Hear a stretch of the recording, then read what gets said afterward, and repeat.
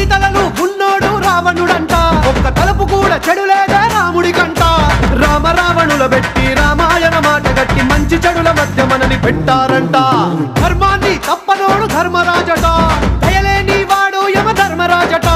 వీడి బాట నడవకుంటే వాడి వేటు తప్పదంటూ ఈ బతుకును నాటకంగా ఆడిస్తున్నారంట రంగా రంగా రంగస్థలాన ఆడడానికంటే ముందు సాధనంటూ చెయ్యలేని ఆట బొమ్మలవు అంట మనమంతా తోలు బొమ్మలవు అంట